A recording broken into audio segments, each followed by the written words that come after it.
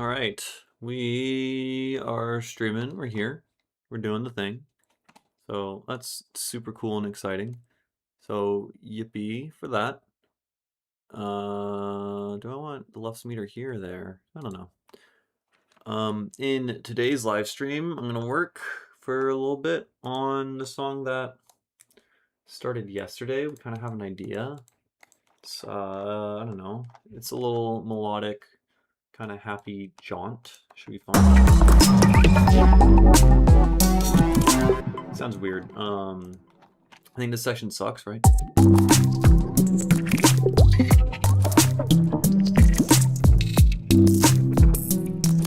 Yeah, there's so much mixing shit wrong with this.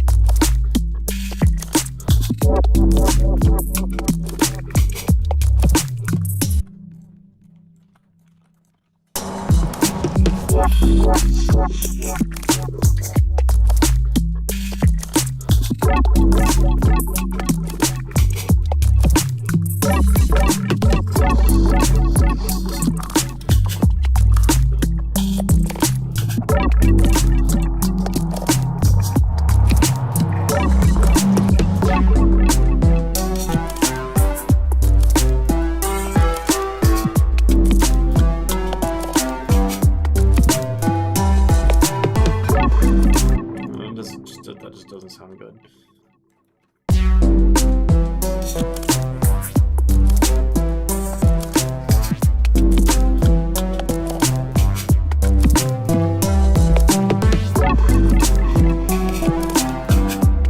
Yeah, let's just do this.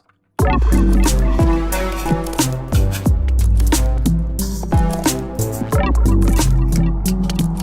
that can stop, right?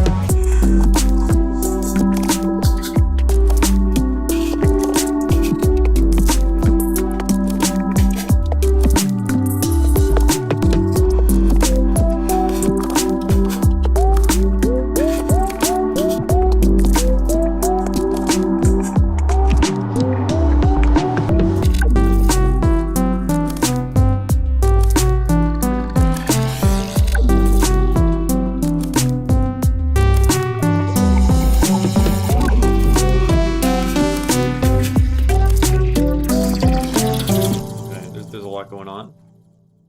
Whole lot going on here.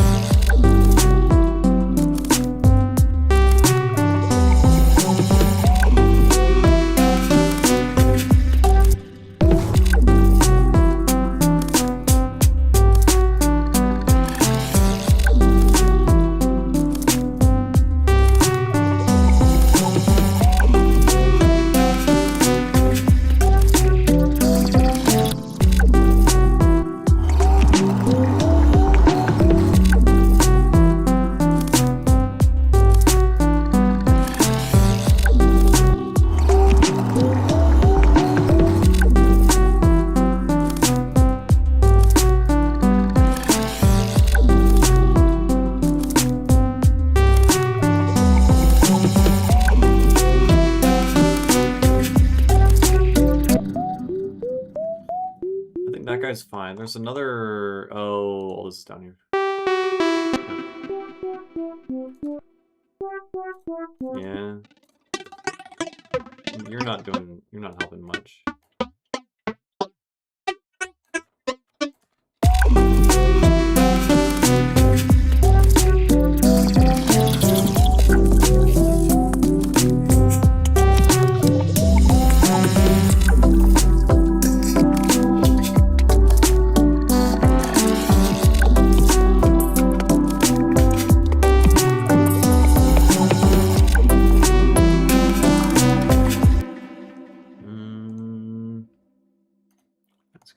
Take this.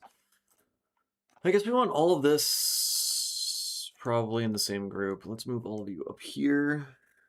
Yeah.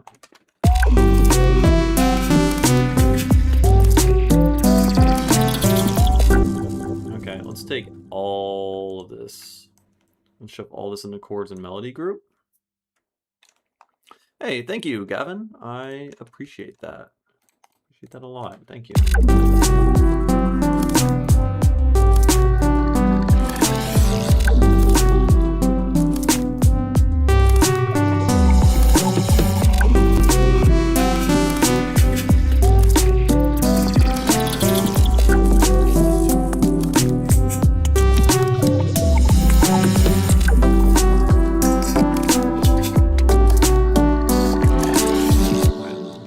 Over here, lower. That was not the right move. You are too plucky. Where's this guy? This guy. It's not this guy. Come on.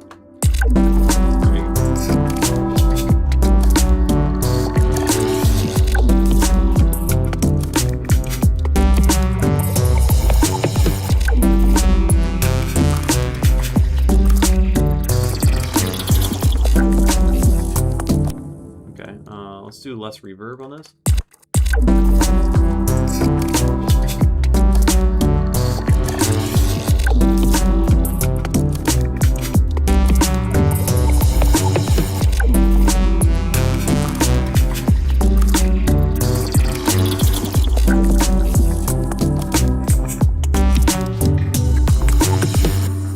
It's cute.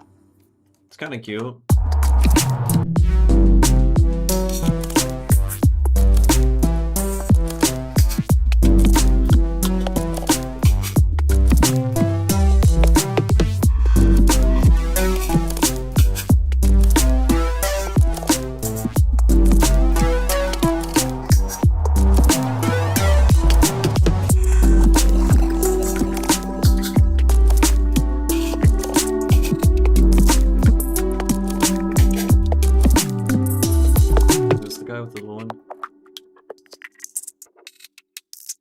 No.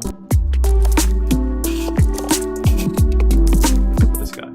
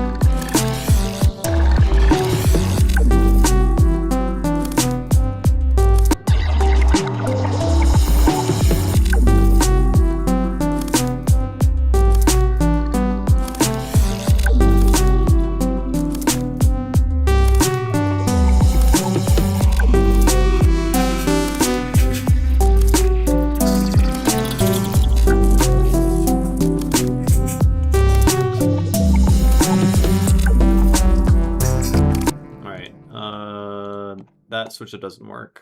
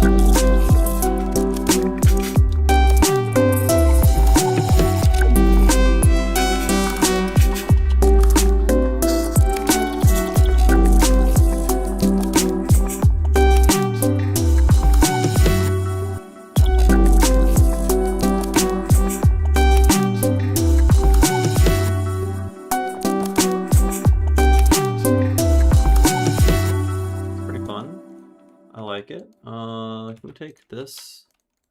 Let's make another wavetable.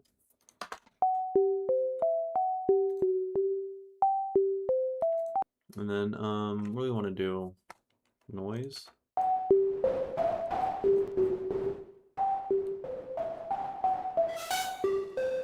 Let's go instrument.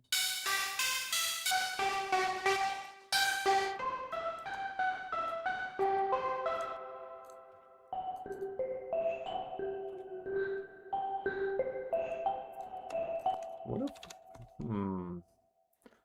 wasn't what I was planning, but I got an idea.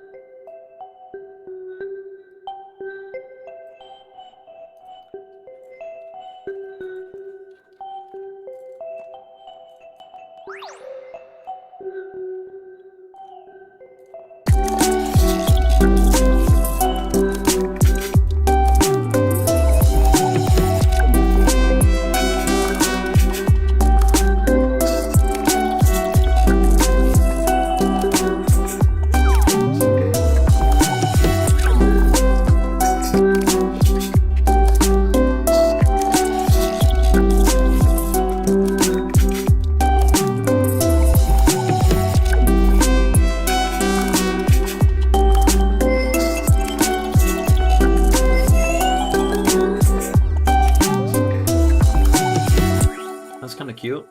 I like it. So let's see.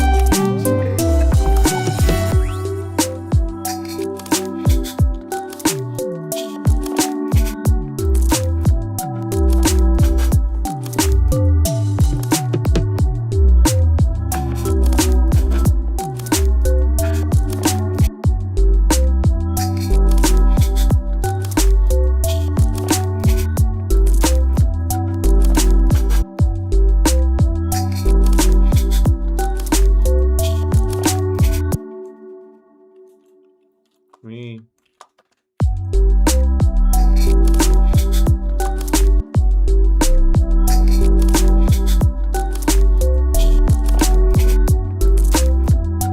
I think we do want the sub to be... Yeah, it goes up to like 70 hertz. Sounds kind of good though.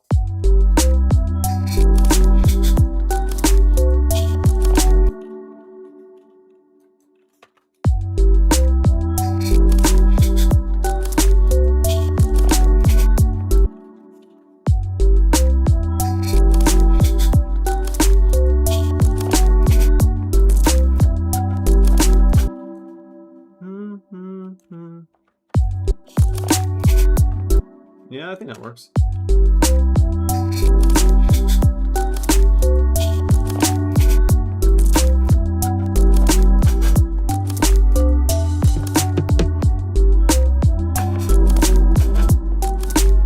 I really like when it drops down over here.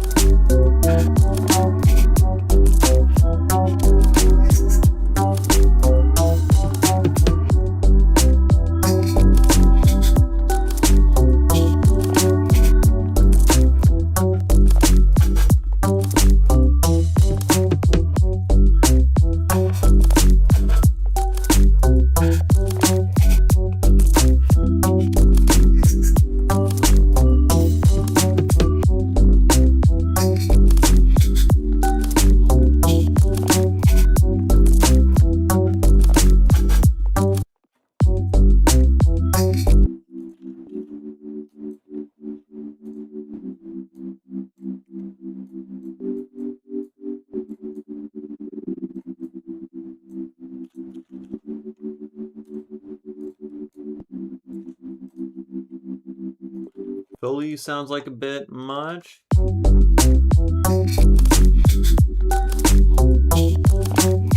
I guess it's kind of loud. I've kind of tuned it out at this point. You mean the glitched up percussion up here? It is pretty dominant in the mix, especially in this section. Yeah, it just needs EQ. Yeah, I agree with that. I do agree with that.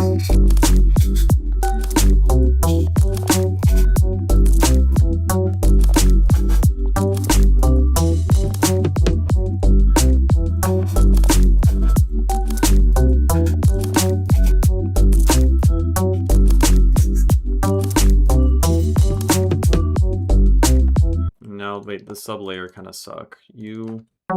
Right. Right. Don't think it's adding anything. You've got low mid fully con in there that can go.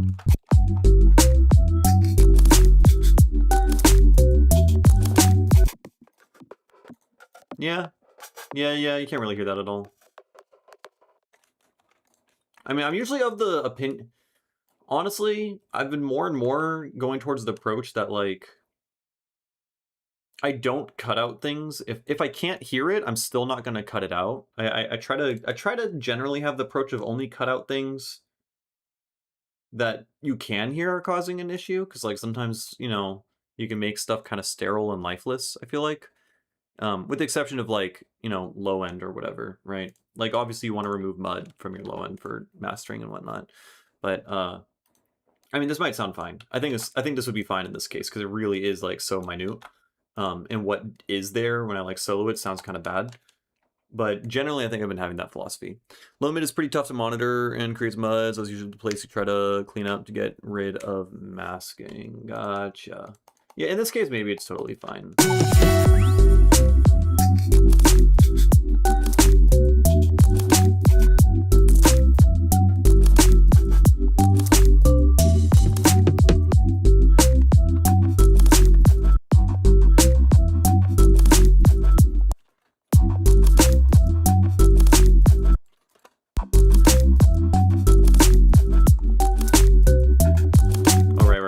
doing this thing.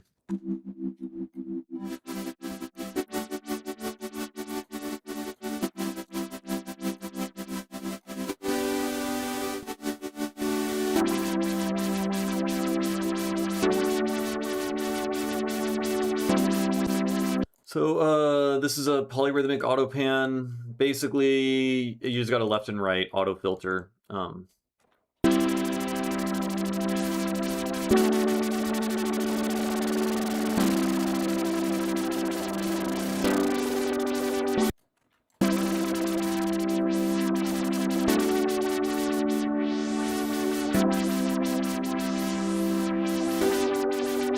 Though the rate of these I'm not crazy with.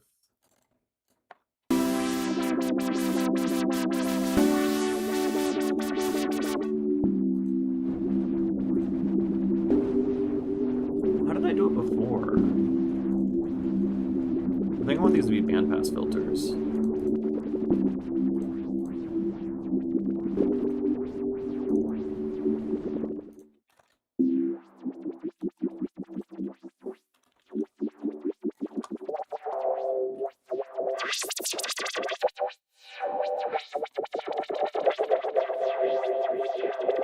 This is a new auto pan? No, this is a rack I made. It's unless you're memeing. It's a pretty old rack. Yeah, you can see this is the old utility. And I'm using the old auto filter and everything. Basically I wanted to like create an easy way to do like polyrhythmic stuff with like the left and right speakers. So I would like what I did originally, like the stock setup, polyrhythmic auto pan, is that this is set to 3.33, this is 2.92. I think this is a 6 against 7 auto pan with the left and right speaker. So essentially I have I'm using LFOs instead of just like a single auto pan or whatever, because I can map the LFO to auto filter as well as utility volume. So I can choose, do I want this to be an auto filter or do I want this to just be like a volume control, right? So with the volume control off, with filter on,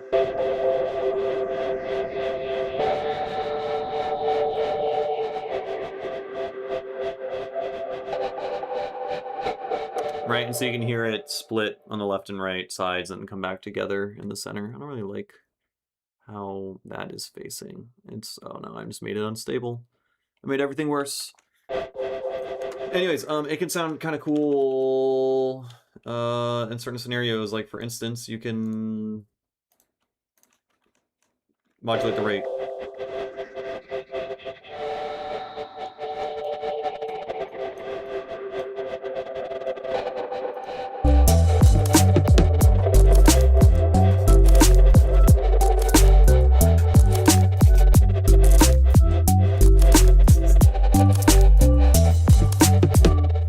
Right?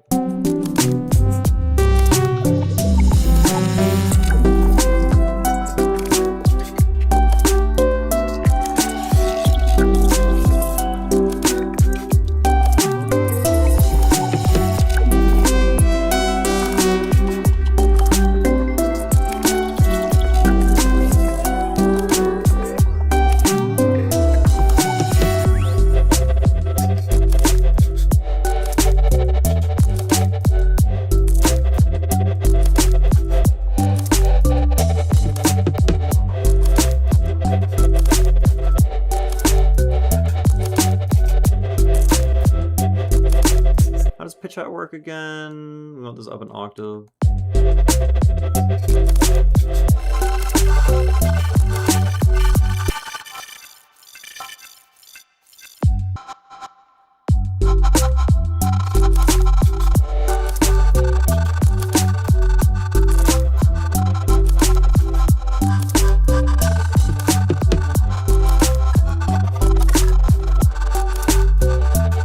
And now it's too staccato, because I guess this is just pitching it up. And so that's making the envelope essentially even steeper for when it's cutting off volume-wise. So since it's too staccato, we can just use a fucking disperser, right?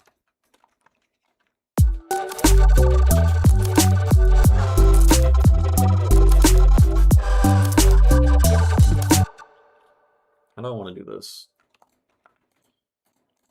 Hear me out. Hear me out. What if we use 2 dispersers? And then this one, we unmap from that. We map it there. So we have 2 dispersers left and right. And then that same spell book, we map to left frequency and map that to right frequency.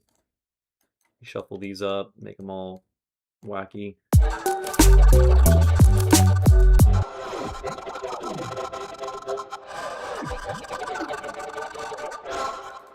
The pitch hack sounds like shit.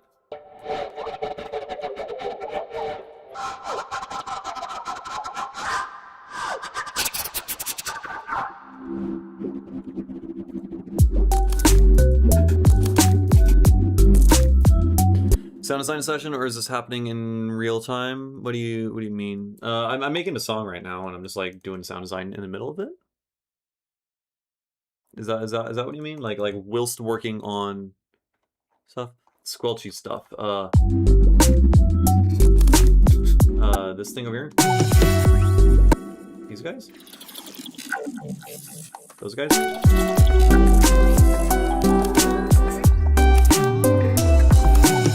Damn, the delay on Twitch is so fast. It's crazy.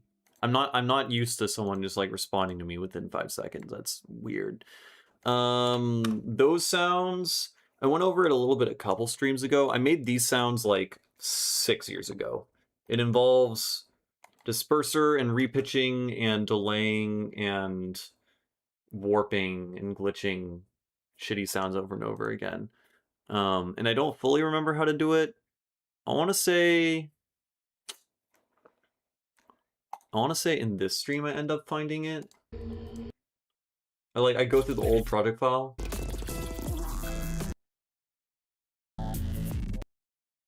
$26. Do I find it? Turn this down. This actually. No. Huh. Anyways, I don't really know how I made it. It's in an old live stream. Is it this one? Hold on, I think this is it. Shit, I was hoping this wouldn't be mud pie. Yeah, so that's the original sound. It's just a crazy mud pie.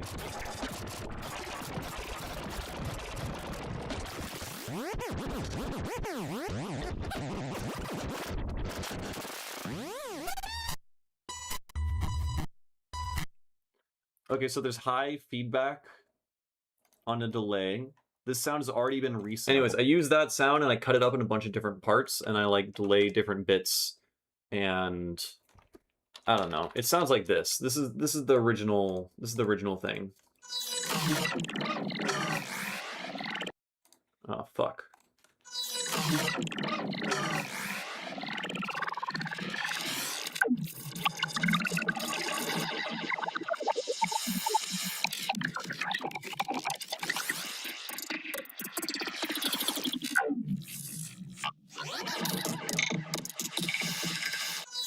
So I want to say that little bit there,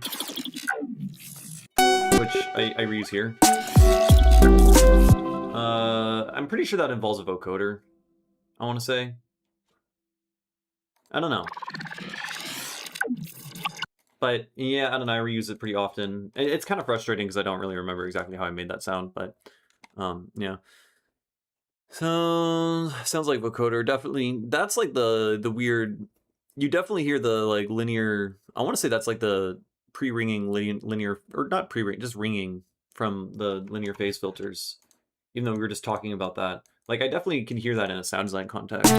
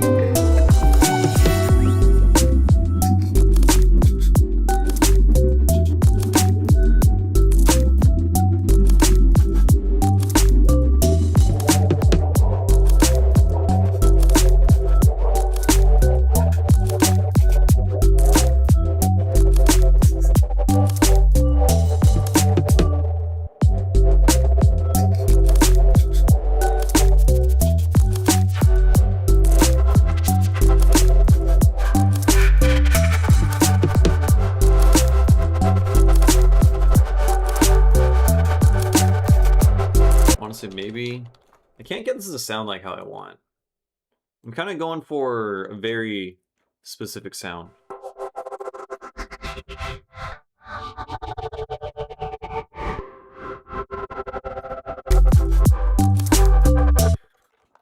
I mean, the sub was doing something different the entire song up until this point.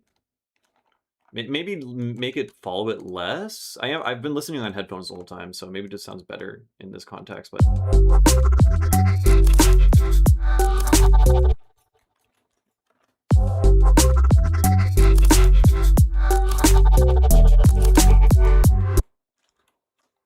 maybe that. Something like that. It does it for a moment and then diverges.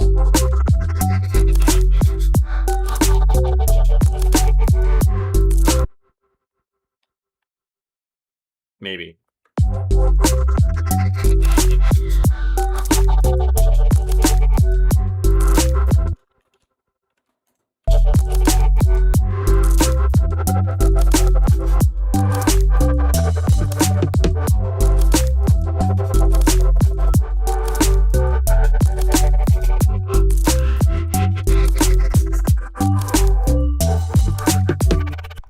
This thing sucks. And then you, what can we do with you?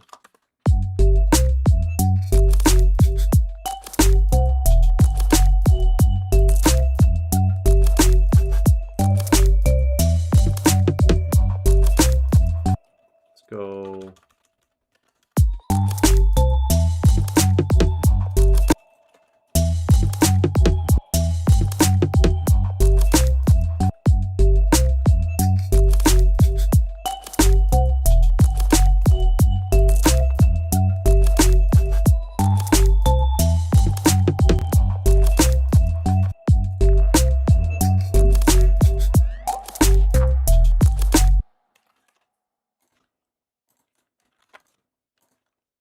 No, no, no. Record.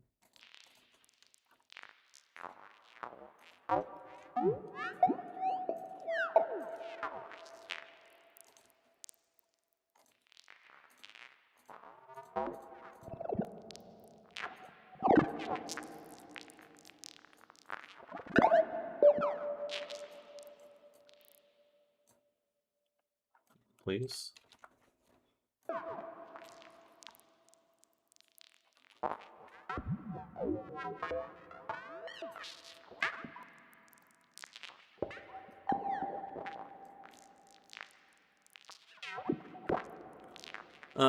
Kind of just sounds Lydian. It is. We're in 17 notes per octave, though we are following in like a major scale. So maybe we're playing in Lydian right now, but we're in 17 Edo. Though I would say I feel at least like perceptually 17 since 17 notes per octave has sharper fifths. Sharper fifths to me correspond well to things sounding brighter and augmented, and I feel kind of a similarity with like how Lydian feels like overly bright. There's some sort of perceptual similarity that I feel with sharper fifth tunings and like Lydian and stuff. So like 22, 17, etc.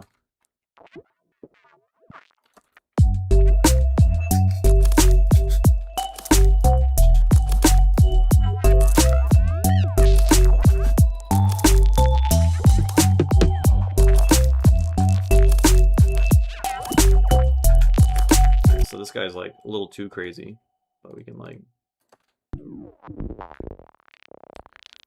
normalize to the C scale, Lydian starts on F. Yeah, I know. So we were supposed to be playing in G major. Here, let's see.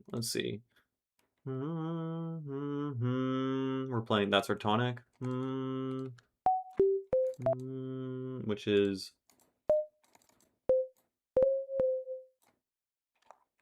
yeah. It feels like Lydian. Yeah, you're totally right.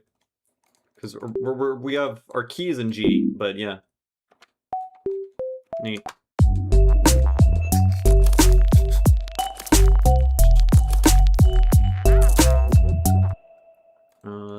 What if we... What's up, Portrait from Within? Welcome.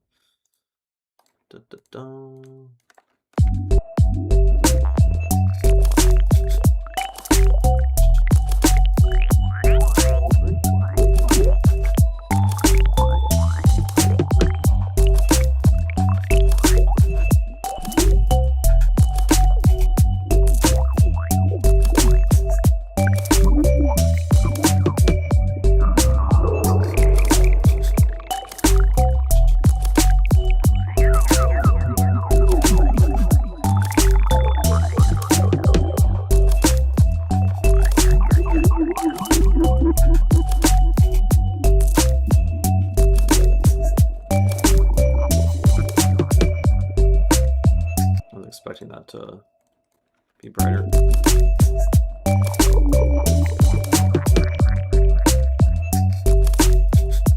All right, I haven't listened to this on repeat for far too long. Let's go back a little bit.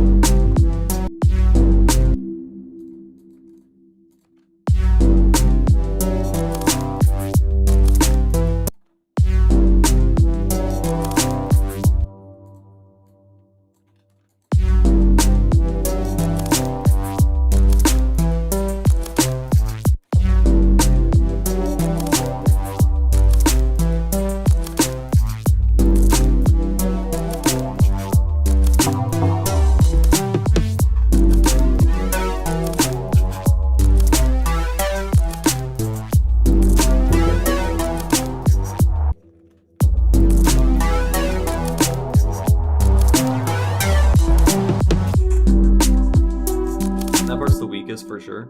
It kind of sucks. Yeah, there's like no processing. What can we do? Maybe vocoder.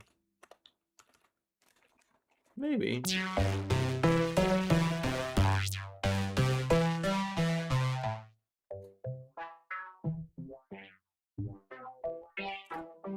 Okay.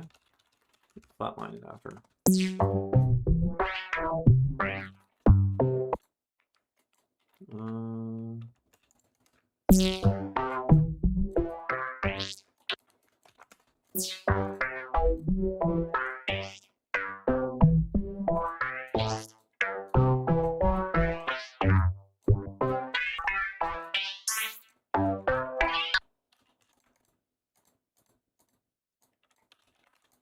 No, stop.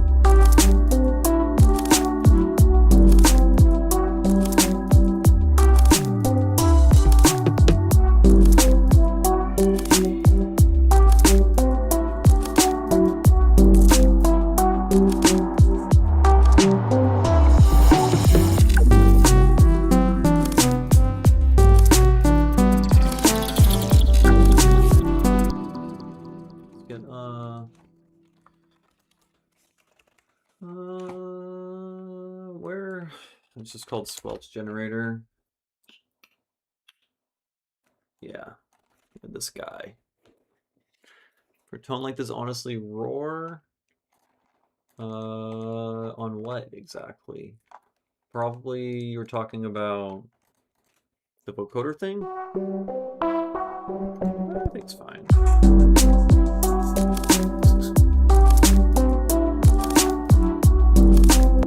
What do we say we're in? Yeah, that was before the vocoder. Yeah, that makes sense.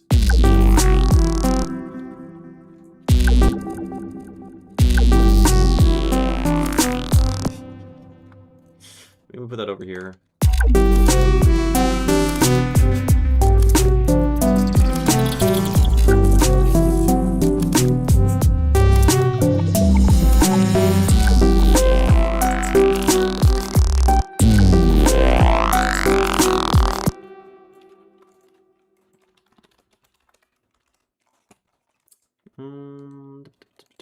What do we want to do? We want to spray the shit out of that.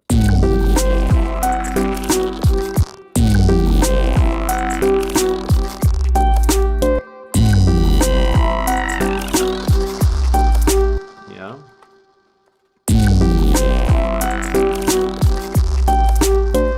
It's more bespoke. Wait, what does bespoke mean in this context? Made to order. Oh. Yeah, squelch generator, good. It is good. It's this should be the same one that I made in for the Patreon video, which I presume you have downloaded. Unless you did your tried and true take one of my racks and then switch up the knobs and make it worse tactic. Just to put your own name on it. Nah, let's keep it like this.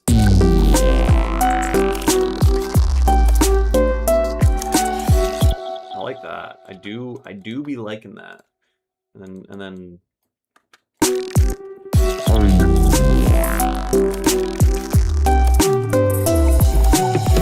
I mean, there's some bits on it, like the wobble thing is very, like, really kind of unnecessary. I mean, it is fun.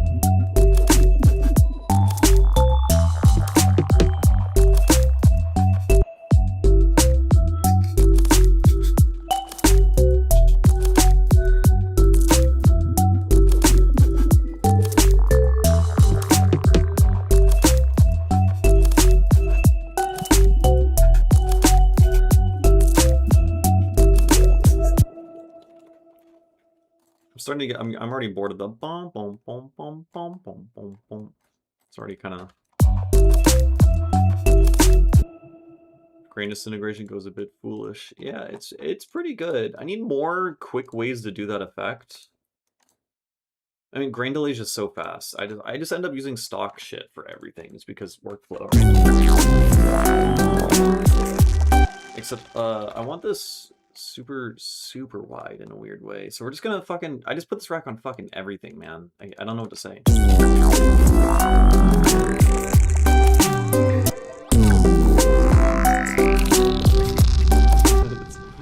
It's fucking nuts. Let's make it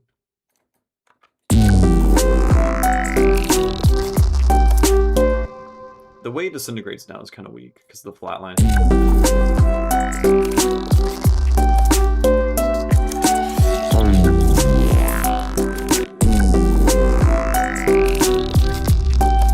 Yeah, no, the flat line, I don't know, maybe without it, honestly. I think these different effects don't lend well together.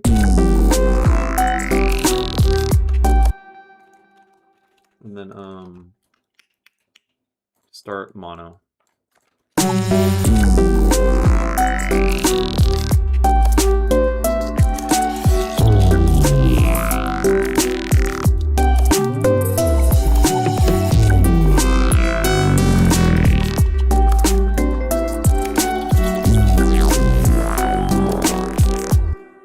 know, flatline, just crank it on literally everything. I don't know. Like, ever since I started doing that, just my mixes just started sounding better. My masters got louder. It's just flatline. You don't need soothe. You don't need bloom. You don't need a limiter. Just flatline everything. Except, okay, what are we going to do about that ending there? Do we still... I don't really like it. It does the thing, but I don't like it. I think we just got to delay it. I think we just smack it with that.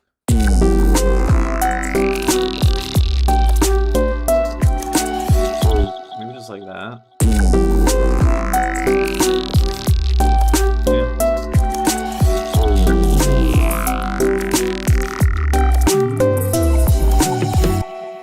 It sounds like you think that I want it to be chilled out. But what will it do? I guess maybe it's not a good example. Well,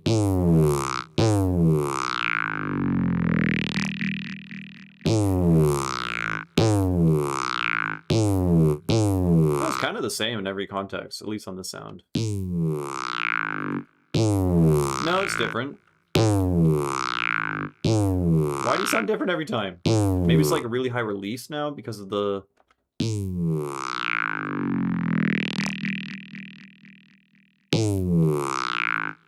No, I want that shit squashed.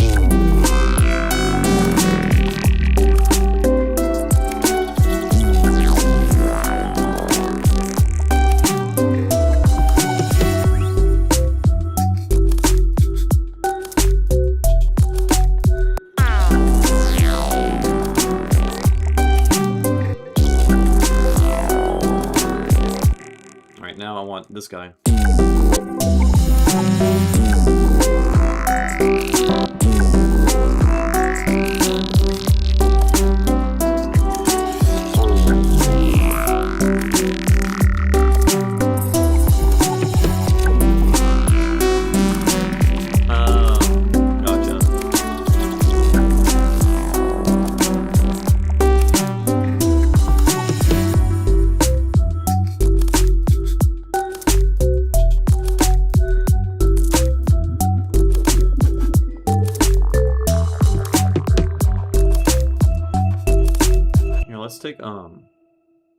Let's freeze this.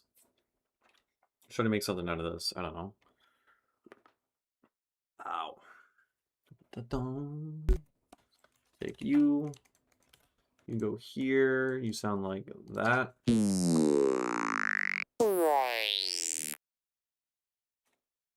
Huh. Yeah, it really transient catching algorithm sucks here.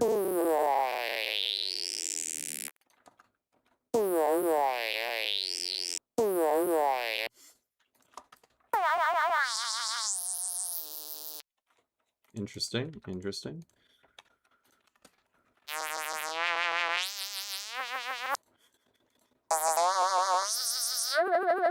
Ooh.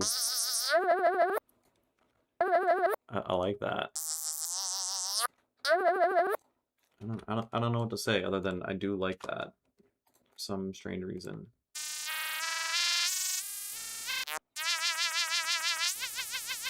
Let's just consolidate. Fuck it.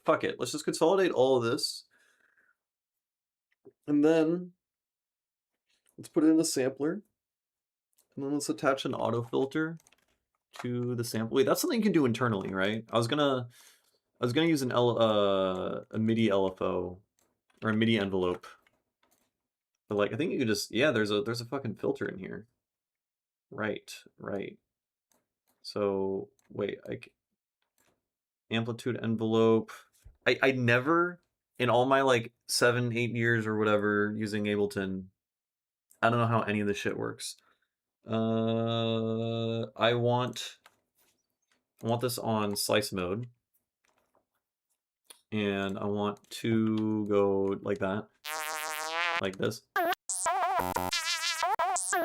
right? Shit's crazy.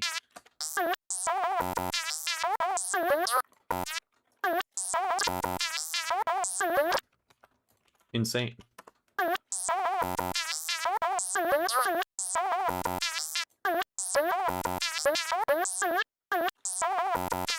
Anyways, we got.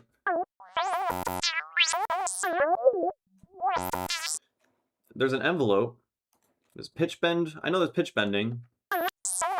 Right? If you like.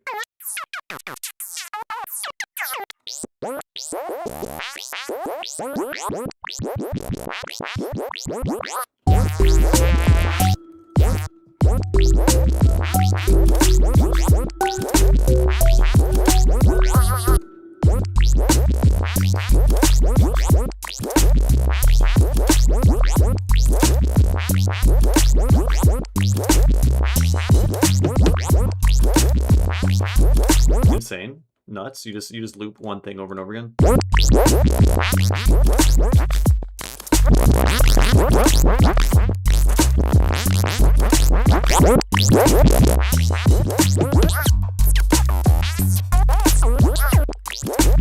Insane. That's not doing the thing with the filter I wanted to find. I just want... Oh, filter envelope! Amount.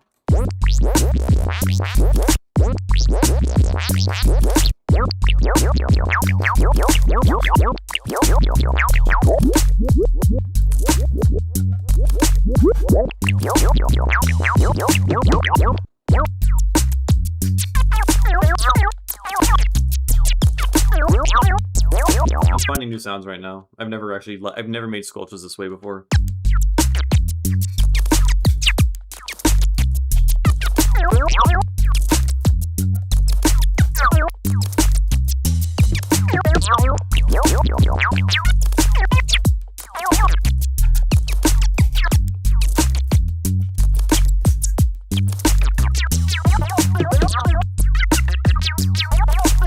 Nuts.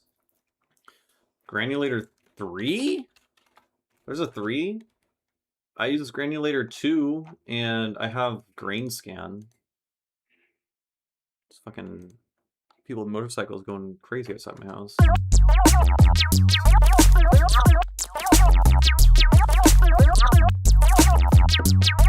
Sorry, I was looking at my phone while just like looping something that sounds terrible. All right, what do we have again? What are we doing? Right, I muted all the chords and shit.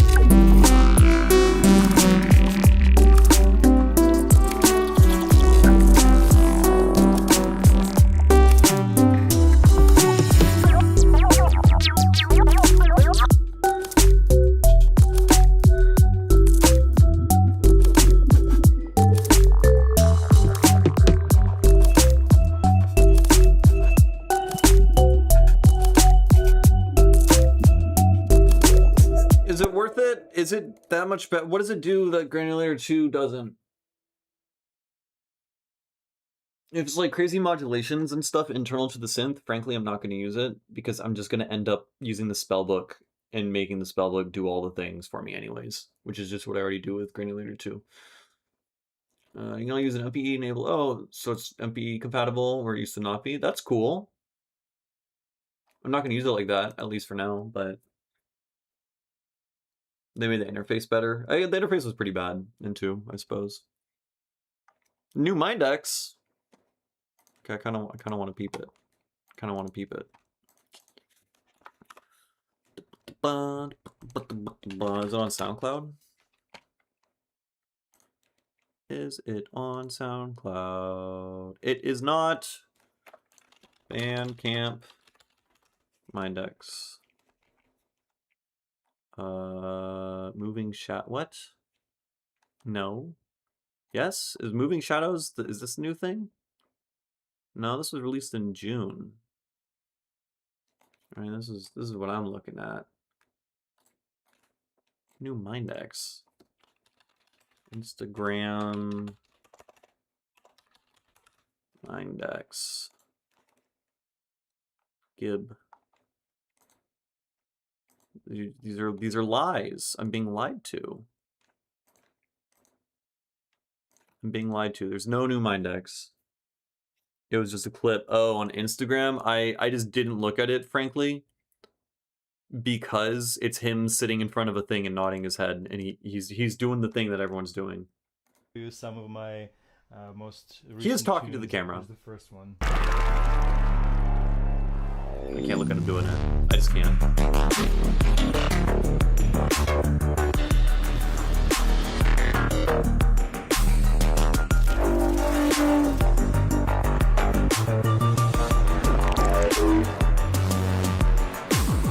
My masterpiece. My precious. What? Here's a high energy one.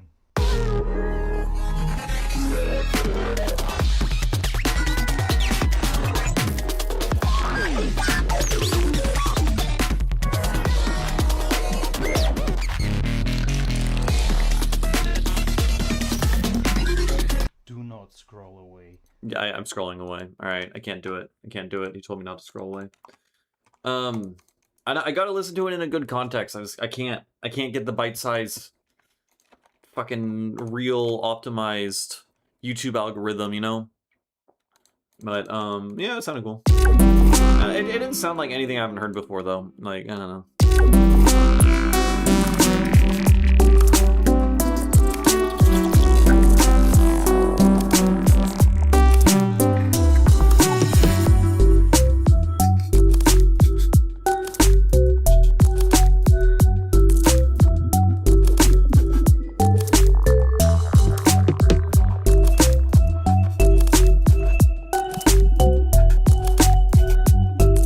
As bad as Benji. I don't follow him on Instagram, probably for that reason. Maybe this is why I'm not successful as a music producer. I haven't just bit the fucking bullet and made those god awful reels.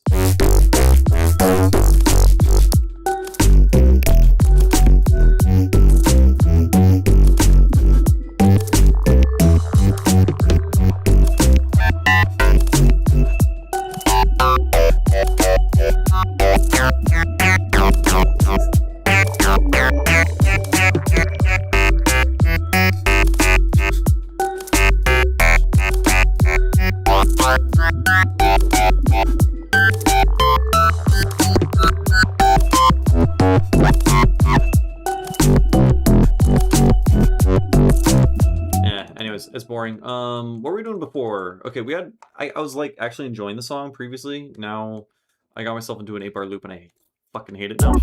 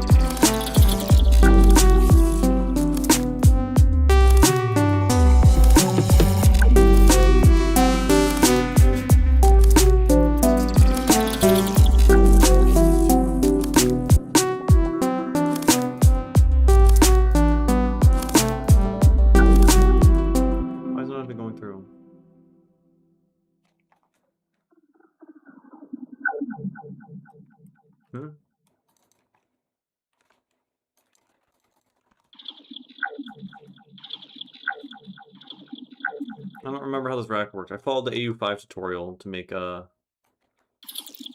Oh, okay.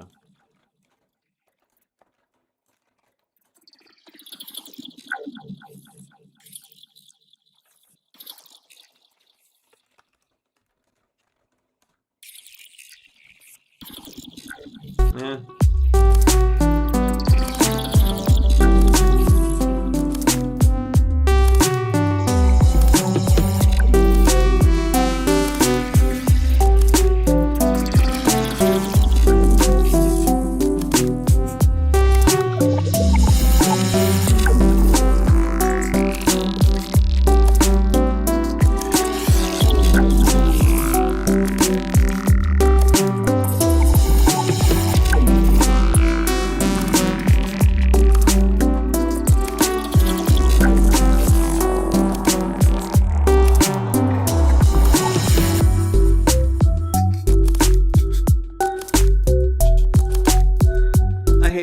don't know. I hate it. I'm done working on this. I think it just sounds boring. It's just fucking boring. I'm not doing anything fancy or special. I feel like I've just made this song a million times before. I'm just using sounds that I've made a million times before, and I'm just not doing anything worth doing, you know? You know? What else is there to do? I'm supposed to try to. I need to finish these songs. I need to release them. So let's try to be productive in a finishing songs that I'm supposed to be releasing since, because the plan is I was supposed to be finished with a couple songs already and release them, have them slotted to release as like a single at the end of this month. But then I ate too many Christmas cookies and I drank a bunch of wine and I got less productive and then I didn't accomplish anything. And now I'm kind of like in a funk. I think the way to get out of that funk is to just power through it and just fucking, I don't know, just keep doing the thing. Just will yourself through the funk. Probably. Yeah. I got piano lessons for Christmas, so I am gonna go get educated. How exciting! They'll tell me that my technique is bad, and then they'll be like, "Here's how you fix your technique," and I'll be like, "Thanks." I'm excited about that. A little bit. Should be fun. We just got this thing loading perpetually, indefinitely. Yeah. Oh, what should do? I also have to. I have a couple YouTube videos I'm supposed to be working on, and I'm just not working on them. I'm just live streaming and working on music that I feel like is not that great. Okay, I need to stop being a fucking bummer. All right, we got this song. This song is almost done, so that's good.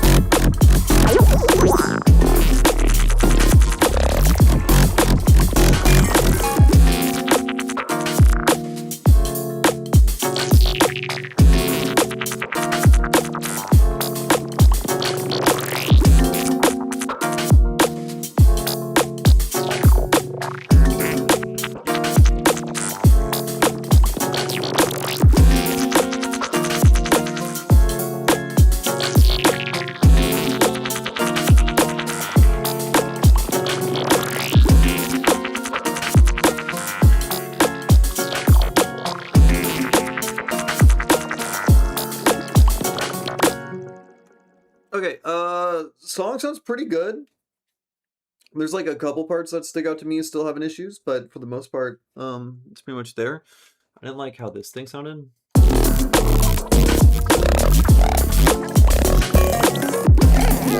the way that this filters out, but I have to zoom back out for more context to like really get it, so.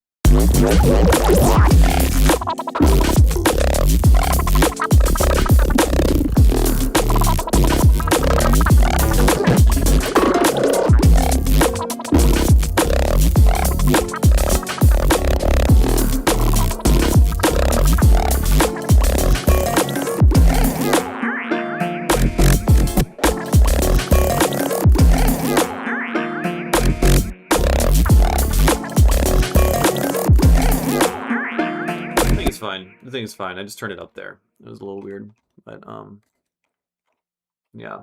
And yes, there is a very big chain. There's a lot of stuff happening. And then also over here, this sounded like doo-doo.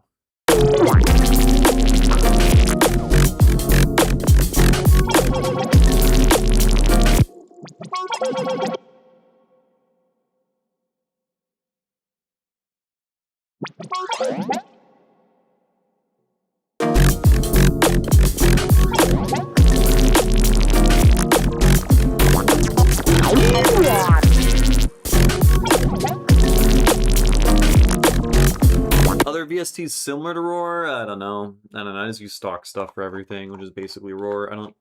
I don't use any external VSTs for saturation or distortion or anything.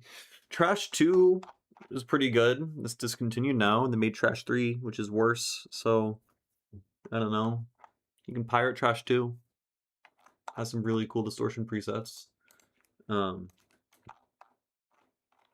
But yeah, I don't know. I don't really know the answer to that. Sorry.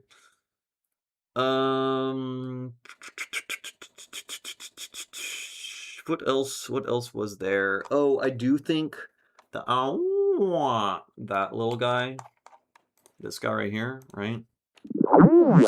Wait, this guy. Yeah, that guy. He's kind of repetitive. I need like variation. He just keeps coming back.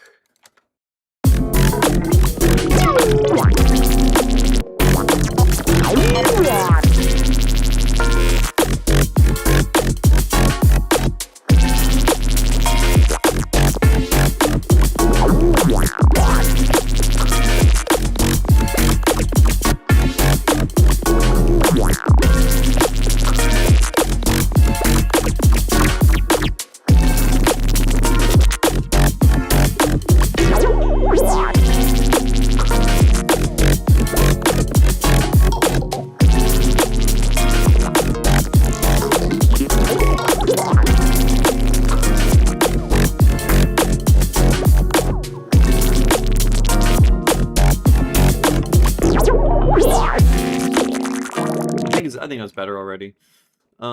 Furthermore, I have another problem. And that is, I feel like the snare is weak in the first drop versus the second. Like, am I fucking crazy?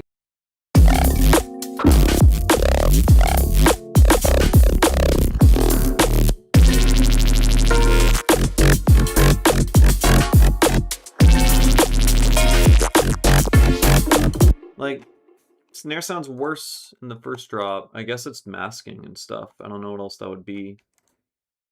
Because the chain looks pretty simple unless I turn... no. Nope. Nope. I don't know. It's just weak. Why? I feel so, like, lethargic and shitty all of a sudden. I don't know why. I don't know what's going on. But the song sounds pretty good. It's releasable for sure. I could like drop this tomorrow and I wouldn't hate myself too much. I would hate myself a little bit because that happens every time I release a song. I'm always gonna end up finding a thing I don't like, but I think it sounds good. I think you can play this on a big system and it will sound good. You've been experimenting with my wiggling techniques and it's been so much fun. Nice. What techniques in particular have you been using a lot? I'm curious. Maybe I could give you some tips for where to branch out from there or something. Can you add a pitched metallic layer to the snare? I could. I'm scared to really change anything, frankly, just because like I know the song so goddamn well, you know? I'm so attached to it. But I do feel like the snare is weaker in this section, like the transient.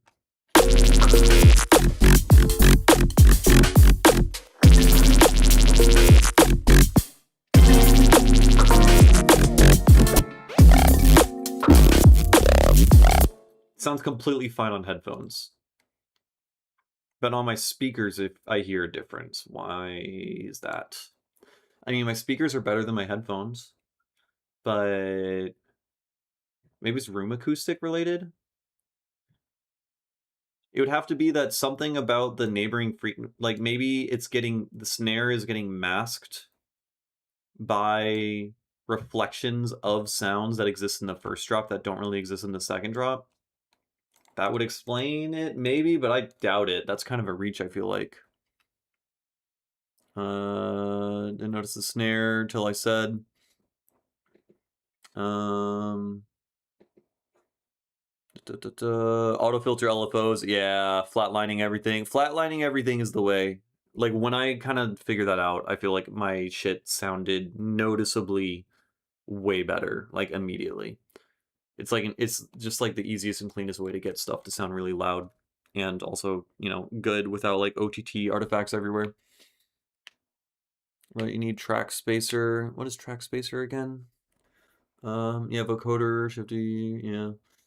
Hearing it on my TV, which is probably worse. In terms of, oh, you didn't notice the snare, so you can hear the difference in snare, you think?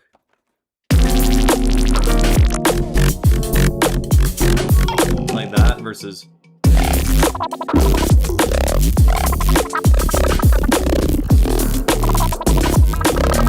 Okay, let's turn the snare up, man.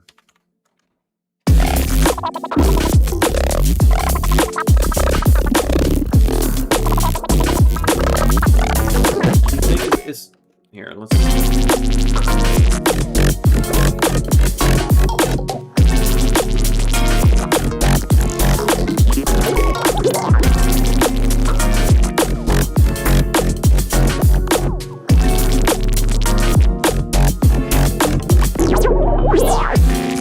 looks like this is just stuff I can do with stock or things I already have, so I probably wouldn't get it. Like I very seldom get plugins unless it really does a thing that nothing else can do it, and I feel like just like sidechaining things with Soothe kind of accomplishes that. It's fine. The snare, yeah, snare's probably fine. It's fine. I made it 1 dB louder than previous. And you know, we'll revisit the song, but I think I made it better. Maybe I cleaned up like 2 things that I thought was bad. And for listening to the song and thinking only two things are bad, it's pretty good. It's pretty good. All right, let's go to this other song because this is the other song that I need to release in the near future. At least I've been planning on it. Send it to me for free. I'm probably not gonna use it. I just like, yeah, I already have my techniques and my like muscle memory things that I do, and like if I get a new plugin, there's like a 99% chance I'm just never going to use it. I purchase plugins. I'll spend hundreds of dollars on a plugin, use it for a day, and then just go to my other shit just because I'm faster with it and I've already learned it. Also, most plugins don't do anything new or novel or really, frankly, that interesting that you can't already accomplish with like stock stuff or making racks or whatever. Yeah, so the idea right now is this song that I was just working on, I want to release with another song, and I'm going to release them both together as like a single or like a mini EP or something. Probably just the two songs. And then the idea is I have like a 5 or 6 track EP of like down tempo-ish music that is nearly done. And then once that's done, then I have an album I need to work on. And then once that's done, then I have a microtonal album that I need to work on, which is this thing here. And so I have a lot of music ahead of me. But I was thinking, it's probably about due for me to make a mix. Because the last mix I made, I released just about 1 year ago. I think it was like 11 months ago.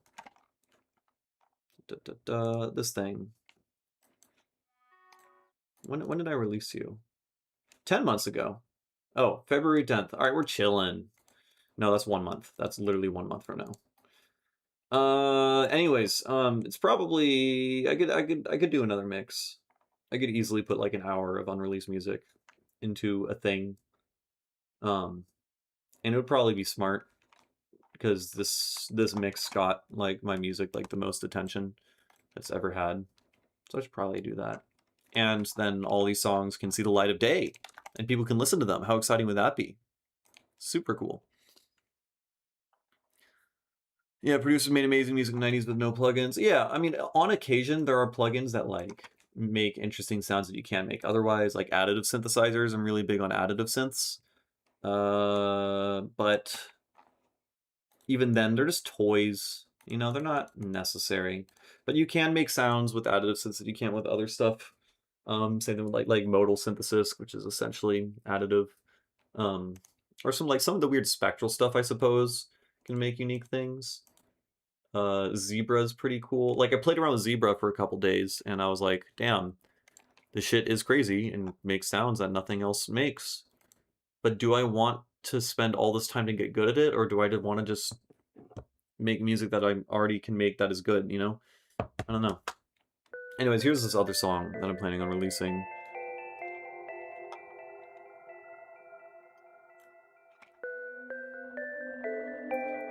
It has a very long intro.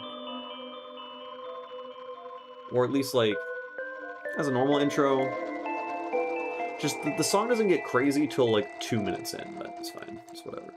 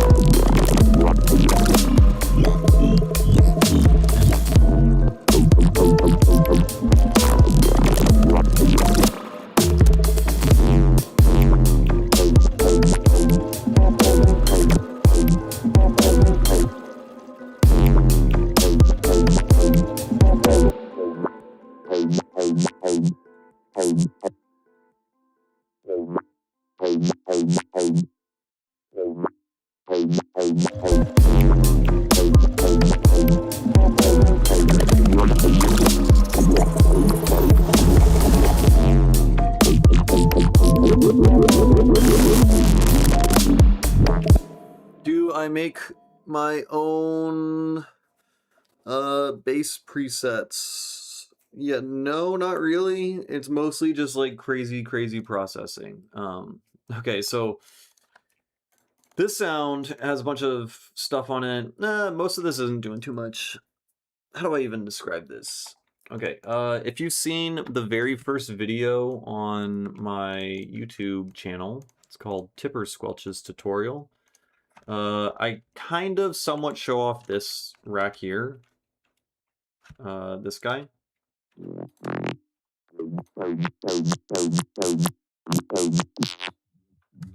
Which is basically I'm pitch bending a saw wave. Except all of the shit is broken. Why are you broken? Da, da, da, da. Da, da, da, da. You mounted that, you mounted that, you mounted that.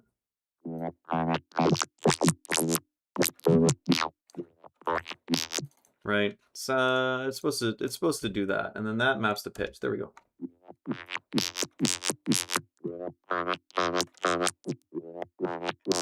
And the way that this rack works is too much effort to explain, so you're gonna have to watch that video. Right? But basically it's just pitch. I'm literally just pitch bending a saw wave, and I'm filtering it with parallel bandpass filters. So I'm splitting the signal into two parallel bandpass filters, and I'm pitch bending a saw wave. That's most of the sound, right? So if I turn off the rack, it's still pretty much just that, right? And then there's a bunch of processing. So frankly, almost all of this shit is just utility stuff. because I'm just mixing it over time with automation. So this is just a lot of like really painful automation where I'm just mixing it. So I wouldn't even worry too much about the chain. And then there's like a little bit of distortion and stuff at the end, right?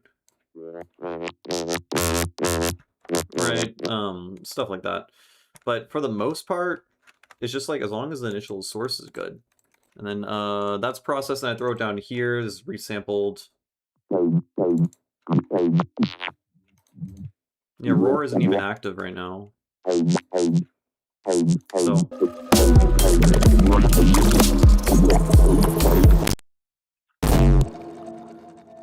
yeah, I'm doing sound design. And then I guess there's also this guy, which people do. That's probably the main sound you're talking about. This guy here, which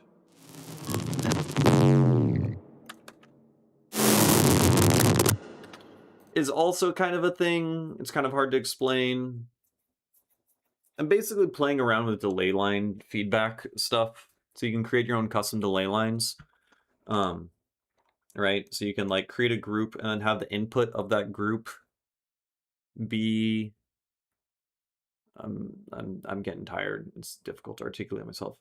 You can create custom delay lines. So like for instance here you can set a send, like we can create a return track here, and then you can take a delay and put it on here, and the delay will have like 0% feedback, right? You can enable the send into itself. So you can turn this on and then send it into itself. And so what's gonna happen is you can send a sound into the send, right? It's gonna get delayed by 1 beat at 100%, go out of your speaker, and then get turned down by 2.5 dB and get sent back into itself, right? So we have, I mean, okay, this is a bad. Well, you can hear it's delaying. No, that was a bad example. This guy over here, right?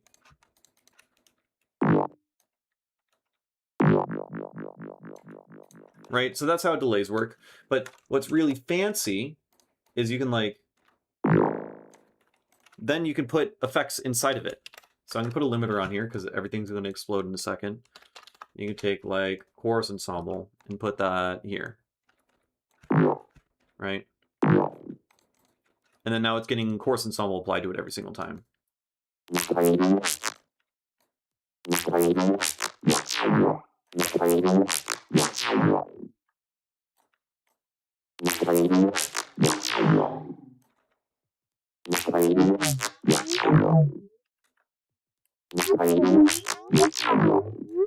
Right?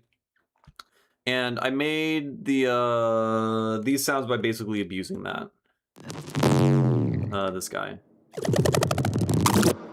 And also distorting the ever living shit out of it. There's a few other stuff.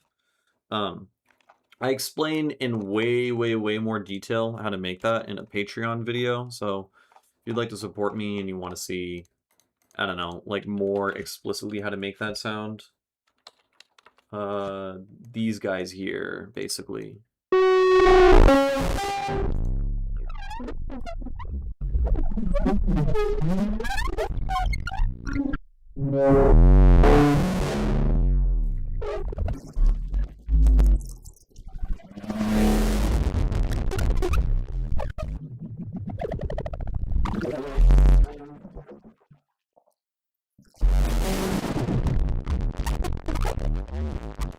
It's like you can hear, like though that sound right there is playing pretty constantly, and we're using that, right?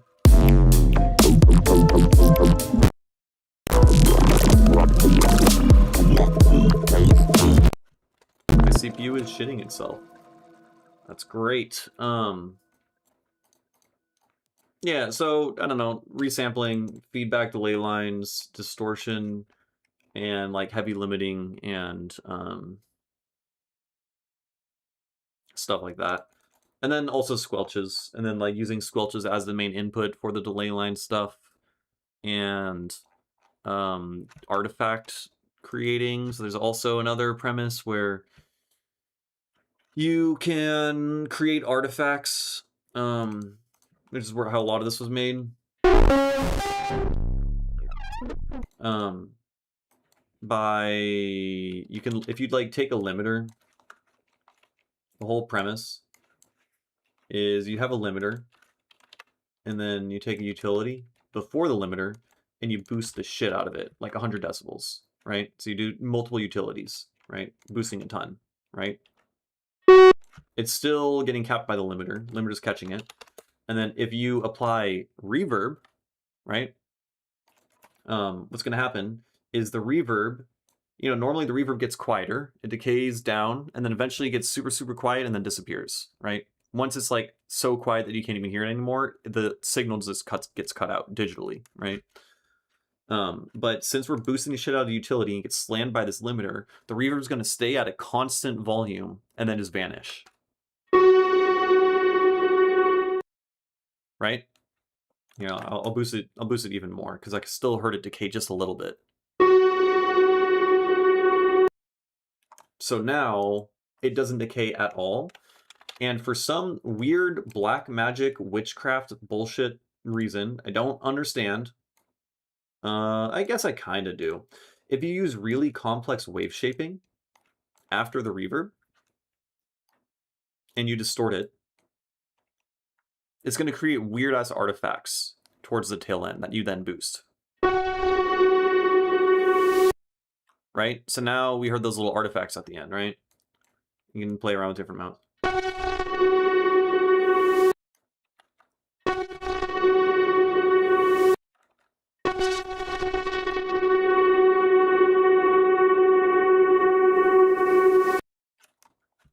Now, what's interesting is it's not just reverb that does this. It's any effect that decays into nothing. So delay does the same thing, right? Very loud.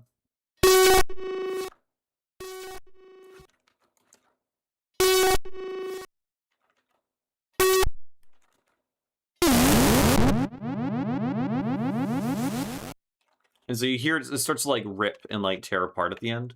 And that little ripping sound is really what you want.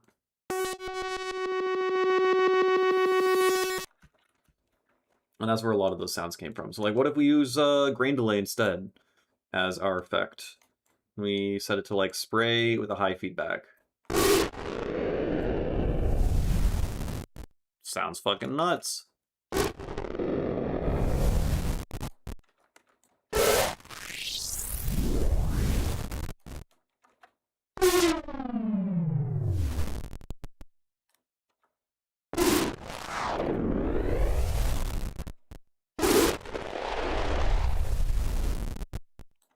Right?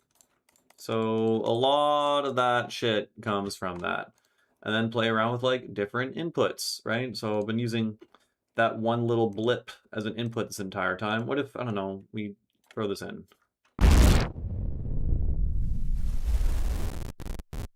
Right? Sounds like that. What if we, I don't know, get a drum break?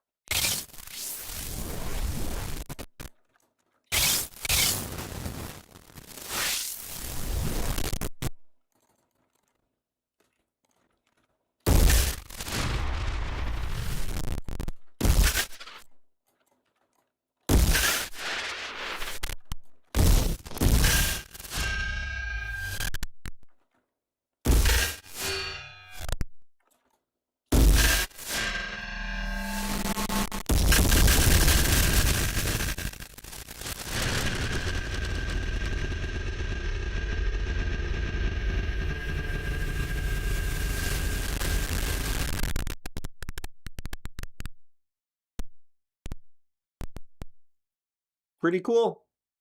Pretty neat. So that was with grain delay, right? We heard like normal delay, grain delay, and whatnot. It's any effect that decays to nothing, right? Now, if you remember, we just talked about how you could create your own custom delay lines where you can insert an effect, right? So you can create your own custom delay line that is followed by a weird wave shaping algorithm that gets slammed by a bunch of gain increases into a limiter, and then you're going to get crazy ass effects. So you can create your own effects. So I don't feel like doing all of it right now, but like we can use like a shifter, for instance, and the shifter, I don't know, will go up. We'll have it go up every time it delays.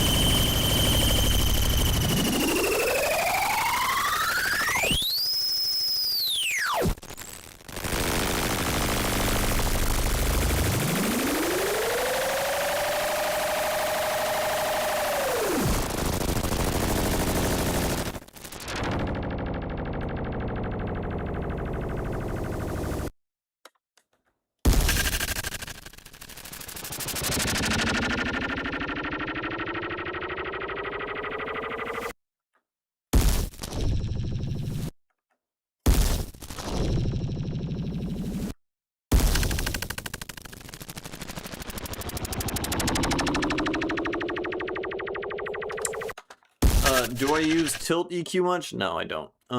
What are some musical influences of mine? Tipper is the biggest one. Autechre is another big one. I don't know. I don't know. I always like on the spot. I can never actually think of like artists I like. I have weird music taste, but mostly just like trippy, weird, experimental electronic music as for like my inspirations. So yeah, a lot of glitch hop, IDM stuff, down tempo, Somatoast, Rhizomorphic, Neotipper. I don't know. Yeah, I don't know. But anyways, yeah, that's how you create the crazy bass sounds that are in this song, basically.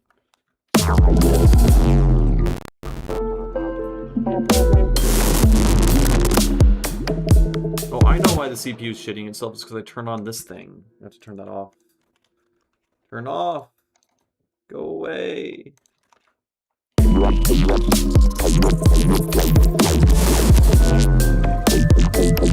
Yes, Somatoast. Oh, Sevish. Yeah, Sevish is an inspiration of mine as well for all the microtonal stuff. Somatoast is really good. In particular, his project, the 2016 through like 2020, this era of him was like a massive inspiration of mine, as well as, I think, is this the one with Genre? Yeah, Genre as well is also a big inspiration. I mean, he's also very, very good. This album is fucking awesome. 10 out of 10. Check out Mode Selector, Mode Rat. I know Mode Rat. I don't really care much for Chemical Brothers. I understand that they were like a big deal, but Big Beat is kind of boring. I was into it. I was into it at the time.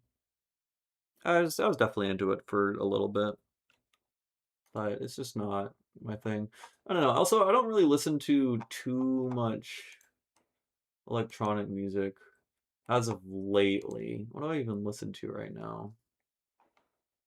I've been big into Gamelan lately. Gamelan is the shit. Very good. Oh, Daisuke Tanabe is also really, really good. Japanese IDM glitch hop kind of producer dude. He's nuts. Bill Bless, who also goes by Son of the Electric Ghost. He's also a really big inspiration of mine. He's not many people know of him, but he's been making music for like 30 years. And he's really good. Yep, a lot of Tipper, a lot of Tipper. Schwamp is really good. Schwamp's a recent inspiration of mine, but I would say he's like one of my favorites right now in the psychedelic like music scene.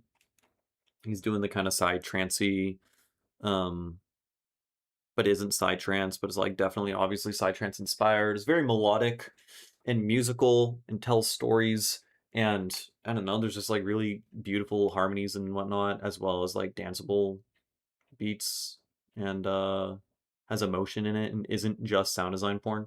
So Schwamp is really good. Oh, Osamu Sato is also a recent really big inspiration of mine. He's the dude who made LSD Dream Emulator. Um, the like cult classic video game, PS1 video game from like the 90s. The soundtrack in it is nuts, and Osamu Sato is a fucking legend. His music's really good. He's still making music today. Mr. Bill, I'm not crazy, and he has some bangers, and I mean, I learned so much from his YouTube channel, and you know, he's a legend for sure, but I wouldn't say he's an inspiration of mine. Um, though you know, massive respect for him. Yeah, Tipper's the goat, without a doubt. Fortet's really good. Also, some inspiration from him. I was really into his music in like 2019, 2020.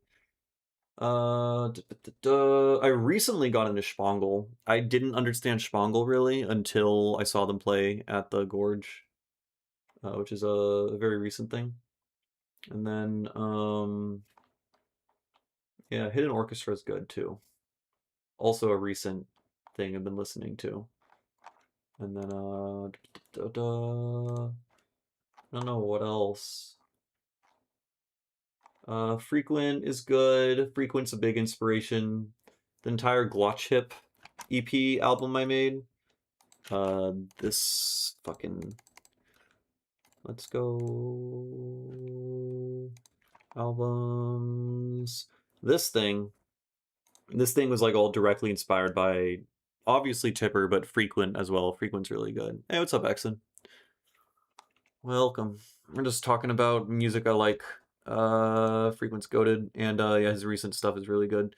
Again, Sevish is so good, and he's so underrated. Like everyone acknowledges him as like one of the biggest like microtonal dudes, but he's so good even beyond just the microtonal shit.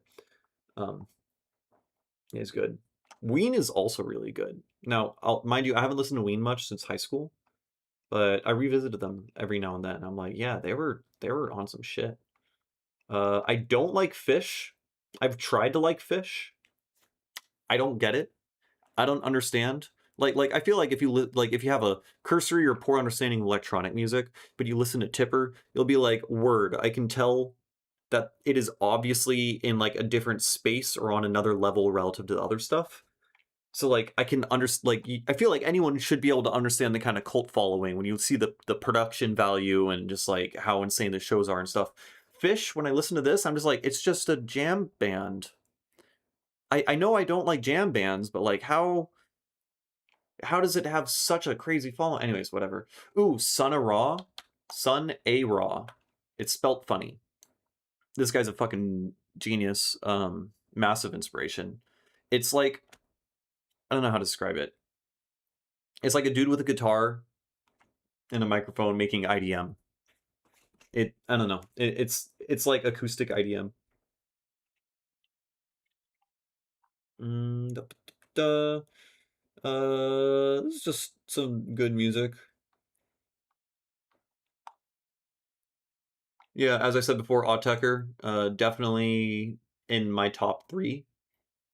Like top three, definitely Tipper, Autechre. I don't know who else. Grouch, Aut. I don't really care much for Aut. Every time I see Aut, his sets are like, it's like 20 or it's like 20. No, it's like 10% the most insane music I've ever heard in my life. Just like the best of the best. My mind is fucking blown. I can't believe what I'm hearing, and I'm just like smiling ear to ear, and I'm just losing my shit. And the remaining 80-90% is just the most boring shit I've ever heard. Like I don't get it. I don't understand how there's that much disparity. It's like, bro, just move on with the fucking music. And then every once in a while he'll sprinkle a thing, and I'm just like, oh, okay, I'm sorry for doubting you. But then he goes back to the really boring shit. I don't actually know Herzeloid that much, except for this one song, because some fucking dude in the Tipper subreddit and in the Space Base subreddit kept posting a video of Tipper, but overdubbed it with this song instead to like troll people. Sounds like it bangs.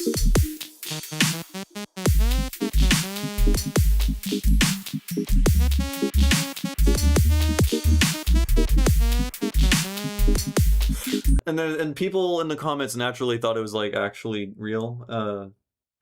But the song bangs. It's just so fucking funny.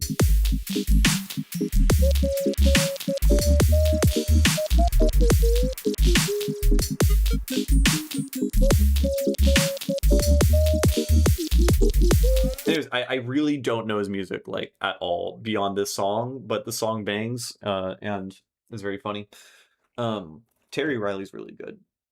Y'all should if you're interested in microtonality whatsoever or just intonation or tuning systems, you should listen to this album right here. It's just 4 tracks. I mean, it's 40 minutes long. This dude like basically invented electronic music, and he was like super heady and into just intonation, just like mathematically pure perfect tuning systems, and just shreds on the piano. And I've had like basically religious experiences just listening to his music. It's nuts.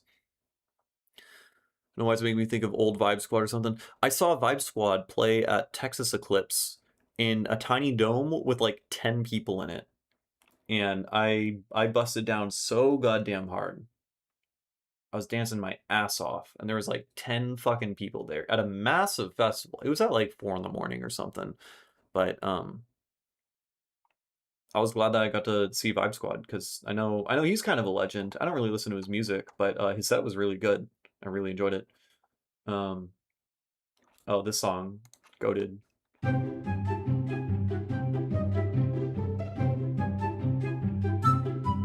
Anyways, what else? We're just digging. We're just digging right now. I mean, like a lot of these are just like good. Definitely had a Boards of Canada. I mean, everyone likes Boards of Canada. Land Switcher's really good. Not like I've like recently discovered him, like as of like whenever Rendezvous happened, I think. One of my friends showed me him. Terry Riley, yes. Yeah, no.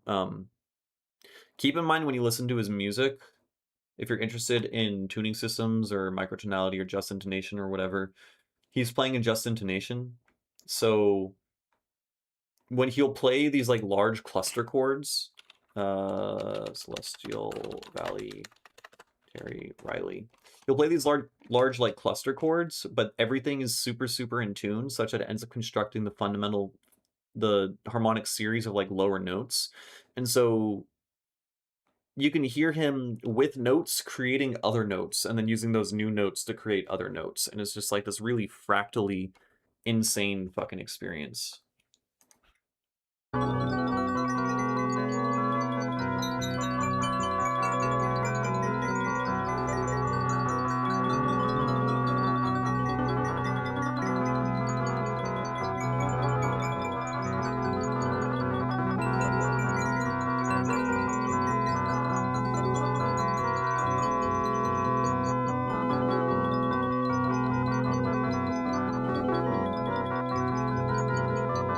Oh, Amon Tobin. Why the fuck? Yeah, Amon Tobin also. He's in like my top 5, probably. Maybe top 10. I don't listen to him too much anymore. Aphex Twin I never really got into. Never got into. Got to eat and watch Fallout. Enjoy. Yeah, I'm liking the Fallout series as well. I have a couple nitpicks or complaints, but overall I'm impressed. It's a good show. Yeah, no, thank you. Appreciate you hanging out and watching. Thank you. But yeah, Apex Twin I never really got into. Obviously I have massive respect for him and have listened to a bunch of his stuff, but like he was never as like quintessential or fundamental to my music taste or my musical journey, like even remotely close to like Autechre. Or I don't know, even Boards of Canada, honestly. Just like I don't know, I just never super dug into it. I probably will at some point, I'm sure. Respect, but just haven't. I don't know. Mad Zach also was kind of revolutionary for me. Made me understand a lot about what you can do with music. It was really impressive. Yeah, Soma Toast, goated. Uh, Ed Chamberlain is really good. Also underrated because he has like there's like 100 people that have like ever listened to his music. Uh, no, Winterlooker's good. His music's good. I just don't. It just hasn't like spoken to me or like stuck with me and around in my life and shaped my music taste and my interests to the same degree that like pretty much every other um like large name IDM artist has. I don't like Square Pusher. I don't understand Square Pusher either. I think Square Pusher is kind of overrated and doesn't really sound IDM. Also, Oddtacker's first few albums are fucking boring, and I hate that everyone keeps recommending people listen to them first. It's not remotely the same. But yeah, Eskimo, I don't know more than a couple songs by him. But they're all really good. Who else? Yeah, Russ Liquid's good. I